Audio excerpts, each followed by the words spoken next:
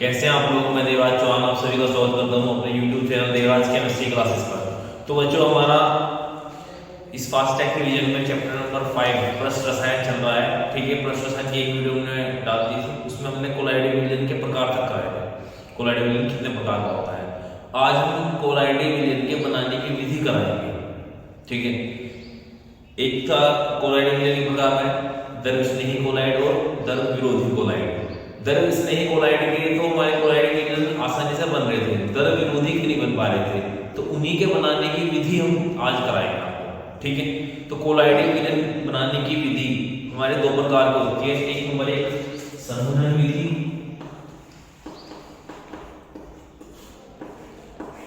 ठीक है, दूसरी होती है परिक्षेपण विधि। परिक्षेपण विधि, ठीक है, ये दो विधि है। ठीक है, संघनन विधि दूसरा है परिक्षेपण विधि। संघनन विधि कब यूज करते हैं और परिक्षेपण विधि कब यूज करते हैं वो हमें देखना है। तो संघनन विधि कब यूज करते हैं, जब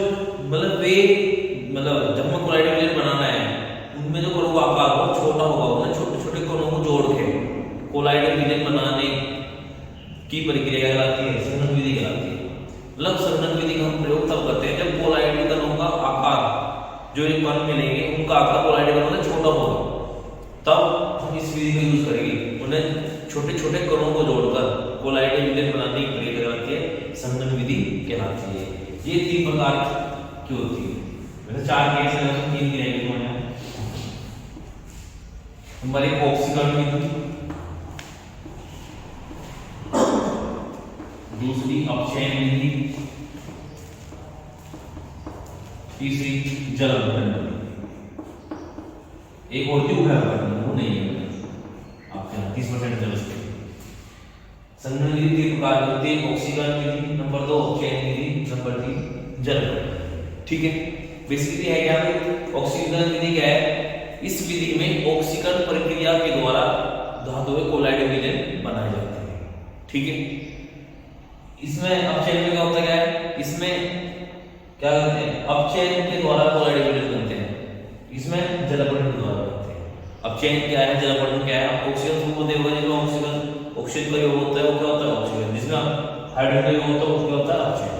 जल अपघटन किसी लवण की से जल से क्रिया करके विलयन अम्लीय उदासीन में रहता है, इस प्रक्रिया को बोलते हैं जल अपघटन बोलते हैं। तो हम देखते हैं कि इनका एग्जांपल ऑक्सीजन के क्या एग्जांपल है, जैसे H2S plus O2 is equal to H2O plus S। यहाँ पे सल्फर का कोलाइड विलयन बनता है। ठीक है, बैलेंस कर लेंगे बाद। ठीक, तो दो से हो जाएगी। ये हाइड्रोजन सल्फाइड गैस H2S किसका फॉर्मूला, हाइड्रोजन सल्फाइड का, ये ऑक्सीजन से ऐसे कर रहा, तो यहाँ पे H2O बनेगा और यहाँ पे सल्फर का क्लोराइड विलयन बन जाएगा हमारा इसमें। ठीक है, तो ऑक्सीजन हो रहा, यहाँ पे पता कैसे चलेगा ऑक्सीजन हो रहा नहीं हो रहा, यहाँ पे सल्फर की जो ऑक्सीजन संख्या है वो कितनी होगी, -2, यहाँ पे 0। तो जब हमारी ऑक्सीजन संख्या बढ़ती है वो क्या होता है ऑक्सीकरण, और जब घटती क्या होता है अपचयन। तो ये क्या हो रहा है, ये क्या है, एक ऑक्सीकरण संख्या विधि। ये इतनी खास है जितनी ये परिक्षेपण विधि आती है एग्जाम में जाता है। ठीक है, तो नेक्स्ट हमारे पास होगी अपचयन विधि। ठीक है, नेक्स्ट क्या बच्चों, अपचयन विधि। अपचयन विधि में आता है वही इस प्रक्रिया में अपचयन के द्वारा कोलाइड विलयन बनते हैं, जैसे SnCl2 stainless chloride, AuCl3 Ad chloride से क्या करना है, तो SnCl4 बन जाएगा और क्या बन जाएगा Adu। ये गोल्ड का कोलाइड विलयन से होता है purple of cautious, purple of cautious. ठीक है, इसे बैलेंस कर दिया जाएगा।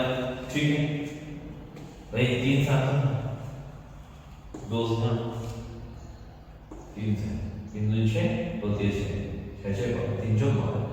तो ये क्या बन जाएगी, यहाँ पे क्या हो रहा है बच्चों, इसका अपचयन हो रहा है। तो यहाँ पे कितना है, -3 ऑक्सीजन से और +3 है ऑक्सीडेशन नंबर, यहाँ कितने हैं 0। तो जब हमारी ऑक्सीडेशन नंबर क्या हो रही है, घट रही है, तो क्या हो रहा है, इसका अपचयन हो रहा है। ठीक है, तो ये कौन सी होगी, अपचयन प्रक्रिया। जल अपघटन नेक्स्ट क्या हमारे बेटे, जल अपघटन विधि।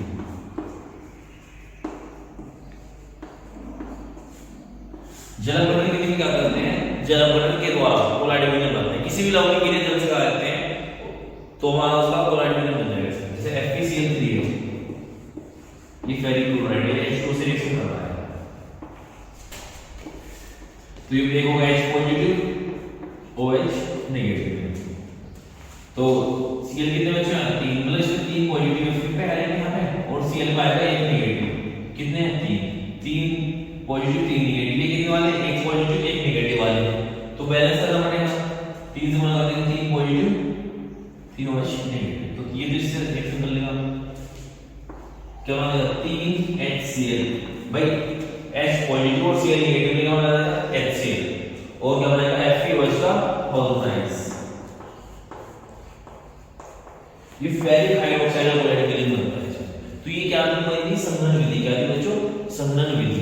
तो संघनन विधि ये है, ये ज्यादा आती है इतनी ज्यादा जितनी परिक्षेपण विधि आती है वो ज्यादा खास है, ठीक है। तो नेक्स्ट टॉपिक जो है परिक्षेपण विधि। परिक्षेपण विधि क्या होती है? इन विधि में, इस विधि में क्या करते हैं? बड़े-बड़े कणों को तोड़कर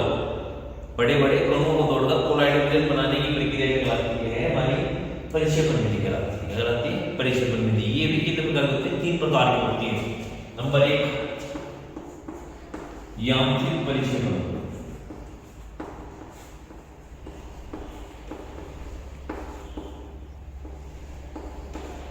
यांत्रिक परिक्षेपण। नंबर 2 विद्युत आर्क विधि।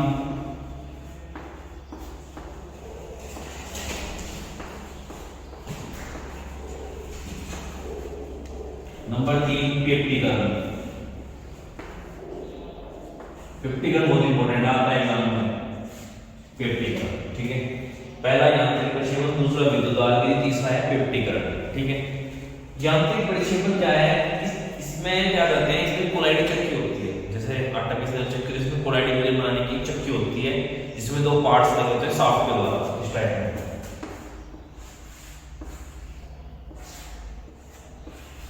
ये हमने कोलाइड प्रणाली आसान, ये पार्ट्स हो गए, ये शाफ्ट हो गए, शाफ्ट ये शाफ्ट बोलते हैं, ये पार्ट्स हो गए हमारे। ये यहाँ पे कोलाइड मिलन बनाएंगे, ठीक है। तो इस विधि में पेंट, वार्निश, कोलगेट इत्यादि जो कोलाइड मिलन बनते हैं वो किससे बनते हैं? यांत्रिक परिक्षेपण से बनते हैं, ठीक है। किससे बनते हैं? यांत्रिक परिक्षेपण से बनते हैं। पेंट, वार्निश, टूथपेस्ट, शैम्पू, जो भी हमारे कोलाइड मिलन बनते हैं वो यांत्रिक परिक्षेपण से बनते हैं। क्या देखना है इस विधि में? एक कोलाइड चक्की होती है, इसमें 2 शाफ्ट के द्वारा 2 पार्ट्स लगे होते हैं, जो ये पार्ट्स एक दूसरे की विपरीत दिशा में घूमते रहते हैं बस। और इससे क्या बनता है ना, जो हमने बताया भी, इनके कोलाइड मिलन बनते हैं। पेंट, वार्निश, टूथपेस्ट, कोलगेट वगैरह अपना जो भी चीज, ठीक है। उसके बाद हमारा आती है विद्युत आर्क विधि। क्या आती है? विद्युत आर्क विधि। विद्युत आर्क विधि क्या है? इसमें कुछ धातु Cu, Ag, Pt, Au इनके कोलाइड मिलन बनते हैं। होता क्या है? एक आयताकार बर्तन होता है इस टाइप का, ठीक है। इस आयताकार बर्तन के सारे क्या होते हैं? छोटे-छोटे बर्फ के टुकड़े लगाए हैं, ऐसे भर देते हैं इसको, ठीक है। ऐसे हम तो भर देते हैं इसके अंदर, बर्तन के अंदर NaOH या KOH, मतलब स्ट्रॉन्ग बेस प्रबल क्षार जो है उनका मिलन भर देते हैं। और जिस भी धातु की तुम्हें कोलाइड मिलन बनाना है, उनकी 2 इलेक्ट्रोड ले लेते हैं, ठीक है।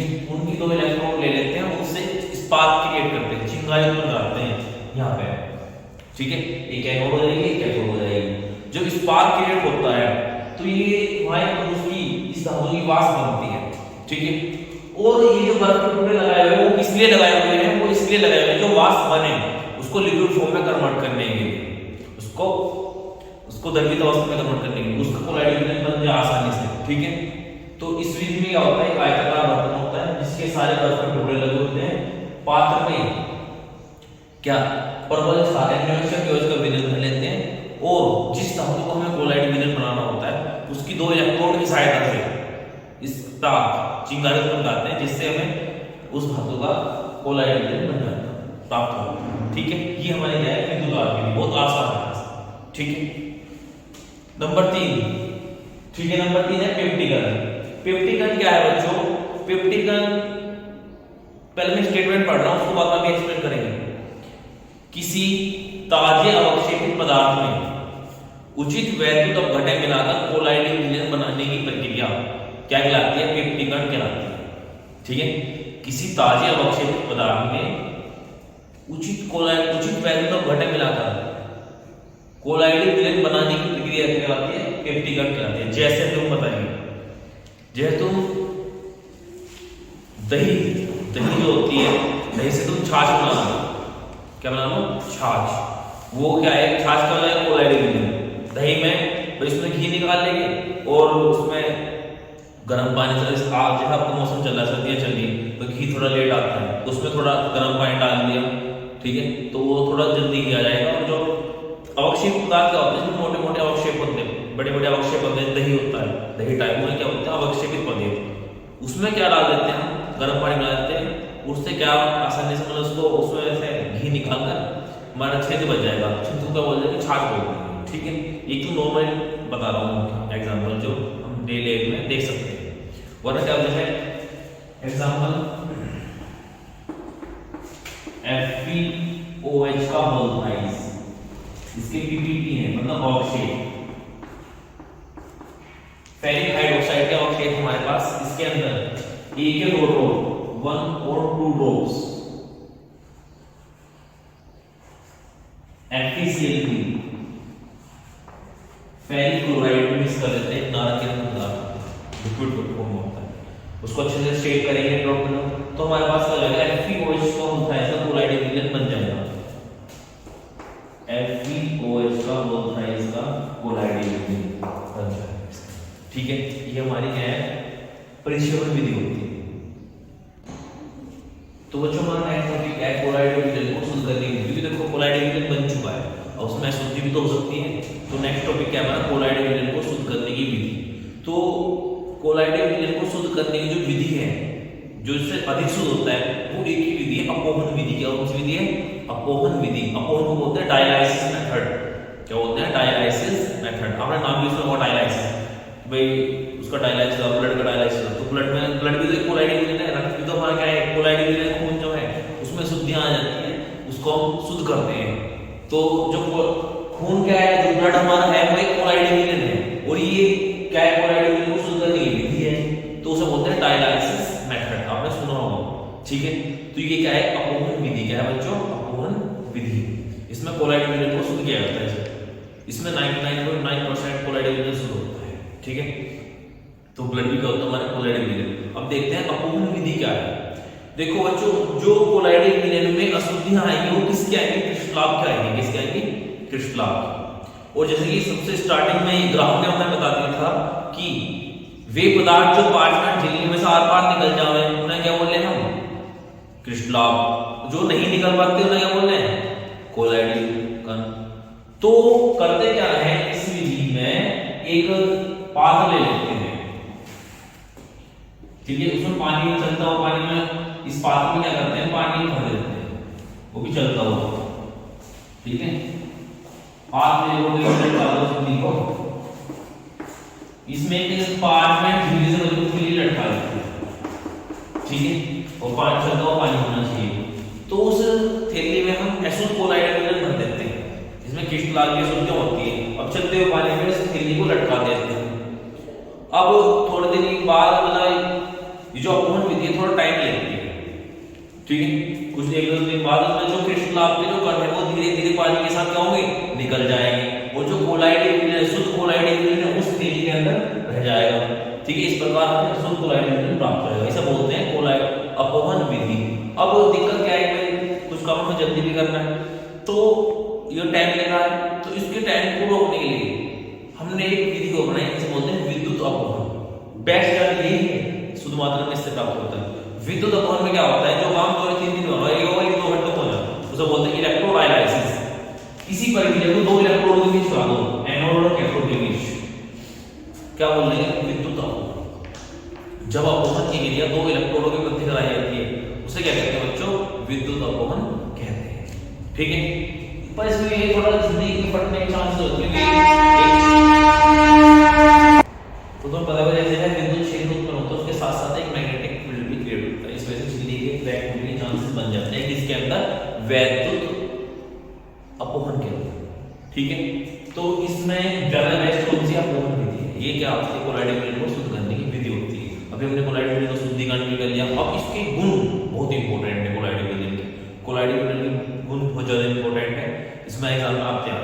ठीक है, देखते हैं गुण कौन कौन से हैं। तो बच्चों हमारे कोलाइडिक मीडियम गुण क्या है, ये हमारे इंपॉर्टेंट कोलाइडिक मीडियम गुण है। नंबर 1 ब्राउनी गति, नंबर 2 टिंडल प्रभाव, नंबर 3 वैद्युत कण संचलन और नंबर 4 हमारा स्कंदन। ब्राउनी गति का होता है कोलाइडिक कणों की निरंतर टेढ़ी मेढ़ी गति, क्या कहते हैं ब्राउनी गति। जो कोलाइडिक कण है वो निरंतर टेढ़ी मेढ़ी जिगजैग मोशन करते हैं। ठीक है, तो एक साइंटिस्ट हुए थॉमस ब्राउन, उन्होंने क्या करा, पराग के जो कण होते हैं उनको एक वाटर में डाल दिया तो जिगजैग मोशन करते हैं। तो उन्होंने ये बताया कि कोलाइडिक कण है वो भी इस प्रकार गति करते हैं, उसे बोलते हैं ब्राउनी गति। ऐसे है कोई भी ले ली, ऐसे जिगजैग मोशन कर दिया, ऐसे गए ऐसे आए, ये क्या होगा, कोलाइडिक मीडियम की जिगजैग मोशन, तो बोलते हैं ब्राउनी। ठीक है, उसके बाद आता है टिंडल प्रभाव। टिंडल प्रभाव क्या है, जैसे कोई हमारा ये विलयन है, किसी बी का नाम है विलयन बना दिया। ठीक है, उसके यहाँ एक लेंस लगा लिया, उत्तल भी लगाया, ऊपर से क्रॉस देगा, यहाँ पर क्या डाले, बीम डाल दी, काफ बीम, उसने ऐसे क्रॉस किया, वो ऐसे चली गई। ठीक है, तो ये एक शंकु यहाँ बना, एक कोण यहाँ बना था, उसको किसको देख रहे हैं, माइक्रोस्कोप से देख रहे हैं।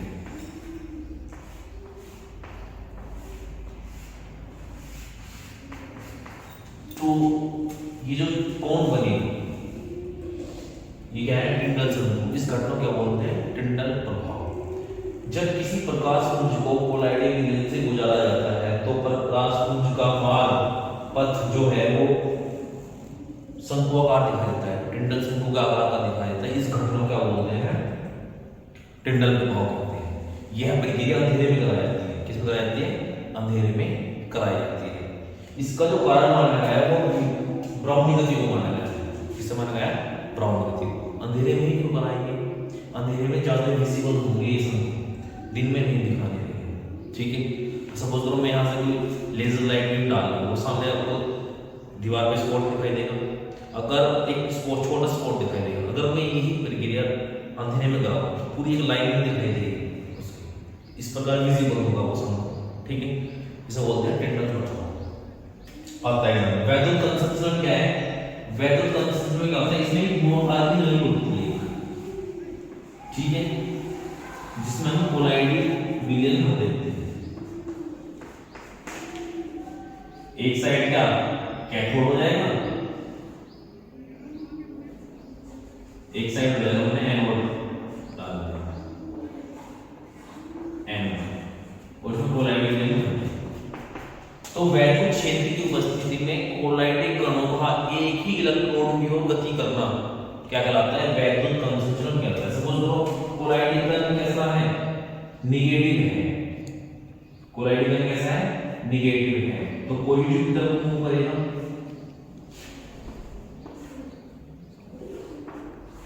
ठीक है, मतलब कैसे, समान आवेशों में क्या होता है, प्रतिकर्षण होता है, और विपरीत आवेशों में क्या लगता है, आकर्षण होता है। तो जो हमारे कोलाइडिक विलयन अगर ऋणावेशित है तो क्या होगा, ये पॉजिटिव पर मूव करेगा, और पॉजिटिव है तो किसकी तरफ मूव करेगा, निगेटिव पर मूव करेगा। इससे फायदा क्या होगा वैद्युत कण संचलन से, इस प्रक्रिया से, इससे हमें ये पता चला कि कोलाइडिक विलयन दो प्रकार का होता है, जो मैंने तो बताया था आवेशों के आधार पर, पॉजिटिव कोलाइडिक विलयन और निगेटिव कोलाइडिक विलयन। ठीक है, वो ये इससे पता चलता है, किससे, वैद्युत कण संचलन से। ठीक है, नेक्स्ट टॉपिक क्या हमारा, स्कंदन, कोगुलेशन, जिसे क्या बोलते हैं, कोगुलेशन।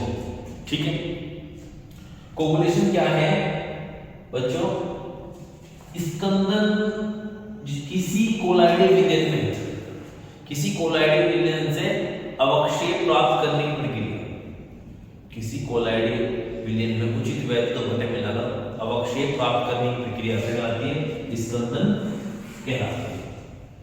ठीक है, जैसे milk plus citric acid is equal to PPT of milk. मतलब भाई दूध में नींबू डालो तो दूध फट जाएगा, तो प्रेसिपिटेट तुमने बना दिया, दूध क्या है? Collide reason. पायस है, सिट्रिक एसिड उसमें डाल रहे हो तुम करने, और क्या बना रहे हो? प्रेसिपिटेट तुम बना रहे हो। ठीक है, ये क्या है? स्कंदन है। इसे क्या बोलेंगे? स्कंदन। अब स्कंदन से रिलेटेड एक नियम आता है किसका? हार्डी-सुलजे का नियम, जिसे बोलते हैं हार्डी-सुलजे लॉ। ठीक है, उसने सिर्फ दो बात कही, वही नियम है। क्या बात कही उसने? ध्यान सुनेंगे। उसने ये बात बोली है कि कोलाइडी विलयन के स्कंदन में वैद्युत अपघटय का वह आयन प्रभावी होता है जिसमें कोलाइडी कण के विपरीत आवेश होते हैं। इसका मतलब क्या है? अगर कोलाइडी विलयन ऋणावेशित है तो वैद्युत अपघटय का पॉजिटिव भाग स्कंदन कराएगा, अगर पॉजिटिव है तो नेगेटिव भाग स्कंदन कराएगा। ठीक है, ये विपरीत आयन इस प्रकार प्रभावी होता है। ठीक है, दूसरा पॉइंट उसने ये बोला कि जैसे जैसे वैद्युत अपघटय की स्कंदन को संयोजकता बढ़ती है वैसे वैसे उसकी स्कंदन क्षमता भी बढ़ती है। कहने का मतलब क्या है? जैसे जैसे वैद्युत अपघटय की संयोजकता बढ़ेगी, एक पॉजिटिव, दो पॉजिटिव, तीन पॉजिटिव, या एक नेगेटिव, दो नेगेटिव, तीन नेगेटिव, वैसे वैसे उसकी स्कंदन क्षमता भी क्या होगी? बढ़ेगी। जैसे Na positive, Mg2 positive, Al3 positive, Si4 positive, जैसे Cl negative, SO4 2 negative, PO4 3 negative, FeCl का होल 6 पे 4 नेगेटिव।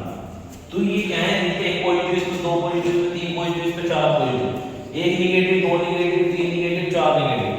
ठीक है, तो ये क्या है? स्कंदन क्षमता का बढ़ता कदम है। मतलब कहने का मतलब क्या है? अगर ये डाल दें किसी कोलाइडल में तो लेट स्कंदन करेगा, उसको लेट फाड़ेगा, मतलब उसका अवक्षेप लेट बनाएगा। अगर हम चार पॉजिटिव वाला डाल रहे हैं तो जल्दी अवक्षेप करेगा उसको। ऐसे एक नेगेटिव वाला डाल दें तो क्या होगा?